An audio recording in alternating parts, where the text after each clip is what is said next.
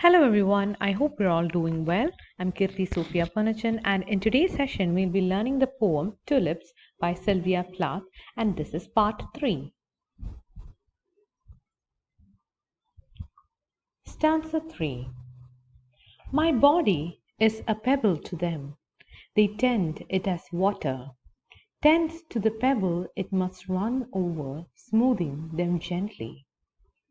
Everything here is so impersonal. Apparently, it makes the speaker feel, metaphorically speaking, like she is a pebble. Pebble, as you know, is an inanimate object.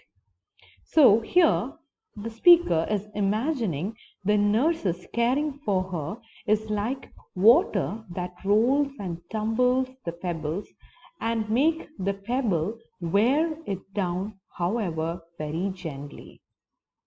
Just like she did before, the speaker erases her own humanity and the nurse's too with this combination of metaphor and simile.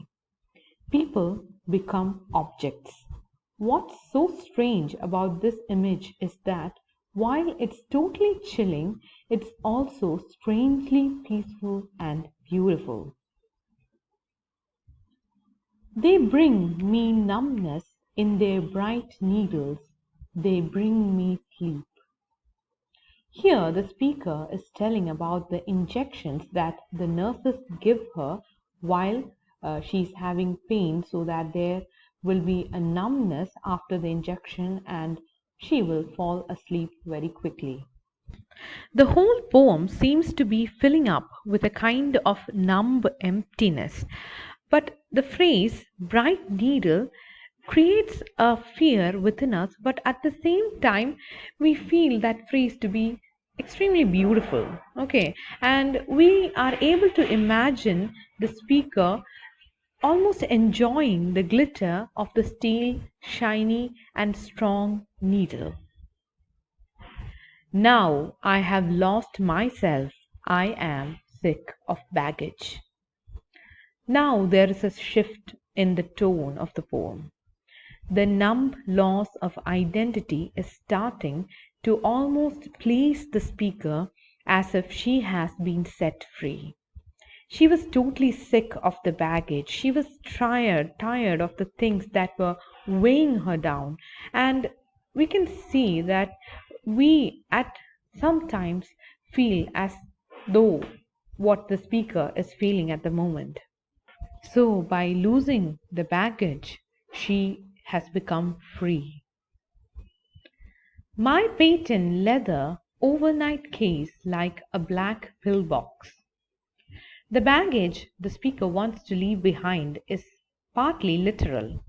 The little black case that she took with her to the hospital is the patent leather box. It is very shiny and fake leather, and the speaker imagines it looking like a box of pills, which brings us back to that numb, drugged feeling she has been building up for all these lines, isn't it? At this point, it seems like no matter what our poor speaker looks at, it reminds her of her unfortunate circumstances. My husband and child smiling out of the family photo. Now the speaker is speaking about her family. So she is speaking about her husband and child. They are in a photograph beside her bed. She wants to get rid of them also. This is kind of a metaphorical baggage that she is speaking about in the previous line, and that is carried over in this line also. It's quite depressing to see that she wants to get rid of her family too, as if they were just another set of things to carry around, another set of things weighing her down. So she wants to be free. She do not want to hang down with a bunch of baggages. So now we could see that she is turning people into objects. She is doing that over and over again in this particular poem. We already saw that she was turning herself into a pebble. Then she compared nurses to water, and now she's comparing her family to pieces of baggage. So she must be in a really difficult position. She's so alienated and numb that even her family, at least the picture of the family that she's seeing, seems like a weight for her that she wants to lose us. Their smiles catch on to my skin, little smiling hooks. So she feels the smiles of her husband and child reaching out of the picture frame and sinking into her skin like smiling hooks. That's the phrase she's using.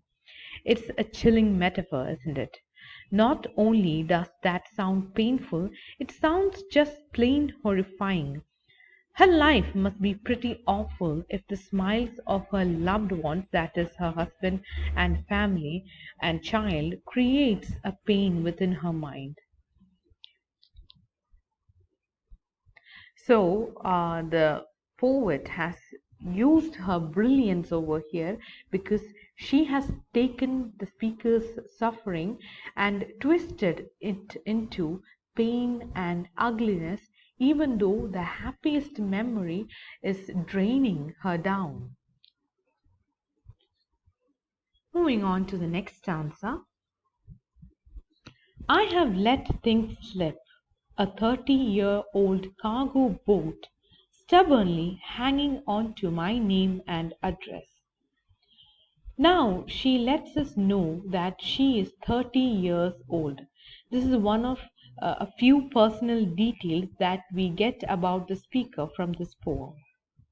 She feels like she has hung on to little bits of who she is, like a name and address, but even those have now been taken away from her. It's a weird metaphor, like she's referring herself as a cargo boat, but it does remind us of the baggage in line 18. That is, baggage is a kind of cargo, isn't it? And yet again, she turns herself into an object in this particular line. Here we slip into the trap of relating this poem too much to Sylvia Plath's life. The year she wrote this poem, she had a miscarriage. So, this metaphor of a cargo boat that lets its contents slip be related to Plath losing her baby. They have swabbed me clear of my loving associations. Now all of her connections to her life and her family and her world, in other words, things she loves, have been swabbed away. When doctors and nurses prepare your body for surgery, they literally swab it clean with disinfectants. But for the speaker, this washed away her past life too. It took away her being somehow. So everything was taken away from her. That is what the speaker is trying to reveal in these particular lines. Scared and bare on the green plastic pillowed trolley. Now it's time for flashback. We head back in time just a little bit to the moment just before the surgery she is now recovering from. She lets us know she felt frightened and vulnerable with her bare skin while she was undergoing the surgery. She sees herself back on the gurney with its green plastic cushions. Now that sounds uncomfortable, but there's something kind of sinister and gross about the image of green plastic. We bet anyone who has been in the hospital can relate to these scary, unnerving moments. After all, hospital gowns aren't exactly modest, isn't it? We all might have seen this green kind of gown that the patients have to wear while they are admitted in the hospital and undergoing a surgery or so. I watched my tea set, my bureaus of linen, my books sink out of sight, and the water went over my head. So here the speaker is laying in that particular place waiting for surgery. She imagined herself and all of her possessions going under the water. She literally feels like she's drowning. We cannot know for sure, but our best guess is that the speaker is describing the moment when the anesthesia takes over and she starts to lose consciousness. So we could see that this unshakable feeling of emptiness and loss is still within the speaker. Her possessions and her identity are slipping slowly away.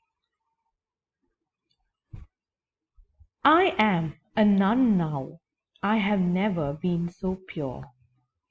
The speaker's not actually a nun, isn't it? Because she has a husband and a child. But here we could see that a nun leaves everything in her life behind to be close to God.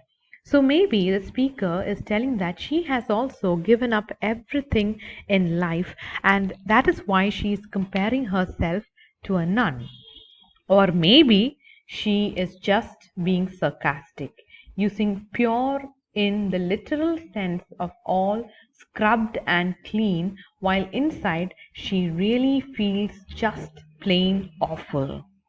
So, either way, we could see that the idea of being pure echoes all the stuff she has been saying about the white, silent, clean world around her. So that's all for today. I hope today's session was fruitful for you all. See you again in the next class. Bye bye.